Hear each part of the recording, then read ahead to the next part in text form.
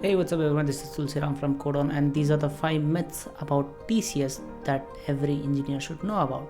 So let's get started. So let's start with my favorite one. A lot of people say this, but this is actually a myth that once you join TCS and you leave the company and then you cannot come back. This is actually a myth. So no one in the TCS guidelines or their terms and conditions it is written that once you leave TCS you cannot join back into TCS. So the second one is you cannot choose your project in TCS. This is actually wrong. Once you join TCS, they'll give you a bunch of options to choose, like you want to do a project related to C programming, Java, .NET, Python, or do you want to go for service. Most of the projects are service based projects, so you have to choose carefully, but you do get an option to choose your project. I have rejected 3 different projects, then I got a chance which I felt like it was a better one, so I took that project.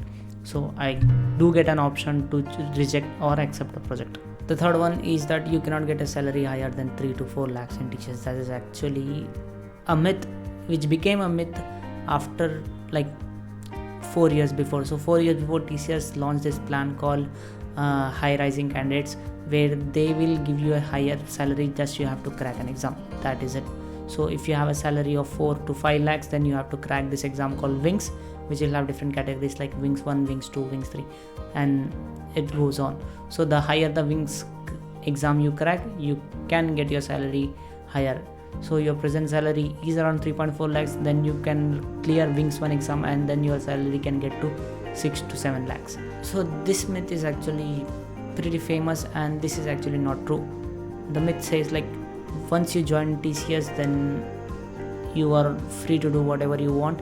It's like a government job, but that is not true. Once you join TCS, there is a lot of work that you have to do.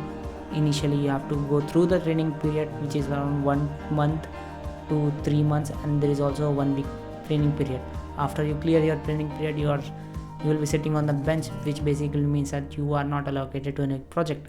After that you will be allocated to one of the projects, and you got an option to choose. Once you choose, then you can start working on that project, and once you start working on the project, based on the demand, based on the needs, you have to work, and there is a lot of work.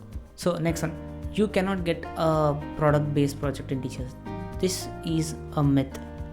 There are a lot of projects that TCS works on. It is also a product based company. At the same time, it is a service based company, but there are projects related to products like Tata Neo, that is the recent app that TCS launched, and it is completely built in TCS.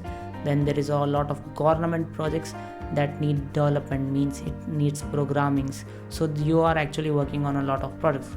TCS handles both service and the product development for a lot of companies. Take Jaguar for example.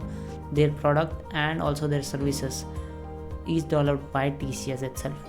And just an extra one that I am adding is there is no work pressure in TCS. That is completely wrong.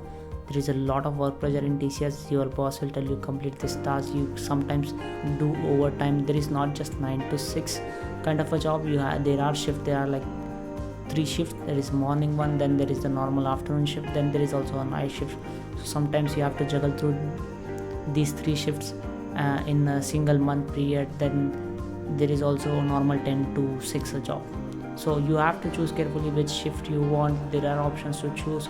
It totally depends on how you convince your boss or your HR and how you select your project. So that is it for today's video. If you liked it, please don't forget to like, share and subscribe, and if you have any doubts, please do comment. I'll try to give answers for those questions as well.